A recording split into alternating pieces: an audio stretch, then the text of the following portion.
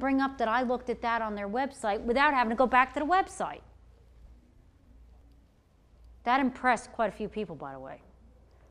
And that's Deborah's training, by the way. She says, do your research. Okay, this is one of the CRMs I'm looking at right now that I really like. It depends on what you like to use. This one I like because it's web-based. This is the free version. That's why there's advertising on it. What I liked about it is it gives you a dashboard, which means you get to see everything all in one place.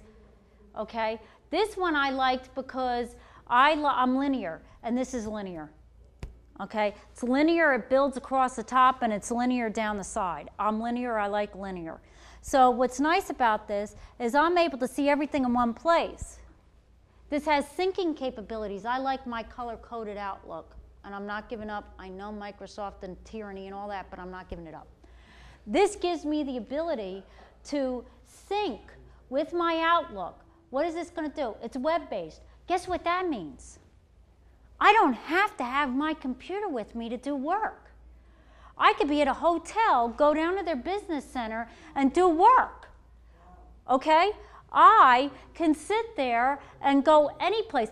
And instead of spending $1,800 on a laptop, I spend $800 because now it's become just a terminal. And if I drop this wonderful laptop before it gets backed up and lose my data for the day, don't have that problem. They're backing it up. I don't have to back it up. I don't have to think about it. Best part, I'm growing my business to the next level. Can't do that without employees. My telemarketer that Deborah's going to train will be able to access this, and I'll be able to see what they're doing. Cindy, my virtual assistant, is going to be able to access this information and be able to work with it while I'm working with a client. Tomorrow, when I go work with my client, I've got to keep this home because she's got to go to my PC to be able to get onto my computer. That's a pain. I would have liked to have taken it with me. Web-based, all three of us could be working on it at the same time. Okay? Does everybody understand? Okay. Any questions? Okay. That is a report. You have to sign up for a mail list for this report, but it was a cool report. It had really big company ones. It didn't have a lot of the smaller ones. But if you want to look at what like some of the things that are available, some of the functionality, it was a cool report, but you will get on a mail list. However, the really cool part was after you got that report, they send you a welcome email, and there's a link for another report that's how to evaluate which one you should buy, which was great because it gave you a whole game plan on how to look at how to buy a CRM. Since I've been a database administrator since the early 90s, I know what I'm looking for, and I have an advantage most people don't.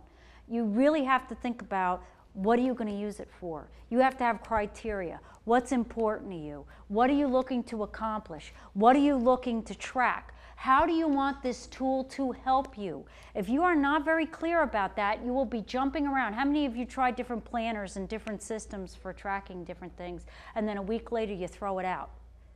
Okay, that's because you weren't clear about what you wanted it to do. It just looked cool, it looked neat, so you bought it. Do not do that with a CRM. Isn't it kind of insane that there's 40? That's 40 top, that 40, so there's more. But because there's a lot of different industries, and there's a lot of different needs, and there's a lot of different sized businesses. If I could just jump in. I've been evaluating CRMs for the last 2 months, running a bunch of them side by side, entering every single day. Because unless you actually do that, you don't know what it's like. You don't get the look and the feel and to see if you're getting the information back. And there were two things that really stood out. And one thing is that there's a big disconnect between corporate America and what we do. Yes. Big companies, they will come and say, yeah, you can do this and get all that, and it's only $150 per seat per month. Right.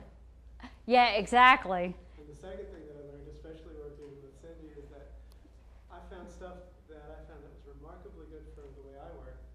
And then we talked about it, and I did a little bit of research for her and found that the criteria that she wanted and what she did on a daily basis was totally different than anything I did. And that's why the absolutely most important thing you have to know when you jump into this is what is it that you expect to accomplish with it, and what are your goals and how do you work, because then you get a tool that suits the job. And so you get a hammer right. and not get a nail and not Right, exactly. And that's to your point. Because we have different needs, different size businesses, different personalities and different ways that we work and different workflow, you have to find one that's going to work for you. All right? And that's why I also say, look at the demo. There's demos on a lot of these sites. You can take a look and you do the demos, look at the demos, because you'll look at it and go, okay, and that makes sense. If you start watching this demo and you're lost, that's probably not a good tool for you. Another thing too is they have the tutorials usually before, if they offer it free, before you actually sign up. So you're actually able to go either under support or training, and it'll show you how to use the thing. So click on some of the tutorials and see, well, how hard is it to use this thing? See if they have live support. Remember my Zoho example? Live support. Okay? Is it clunky? This was something me and Ed talked about. Is it clunky? Do you got to go through a ton of screens to get to what you need? Do you have to go to multiple places to look at something? All of these things that make extra work. And if you sign up for this report, oh, and by the way, I'm going to send everybody a copy of the slides because there's a bunch of website addresses.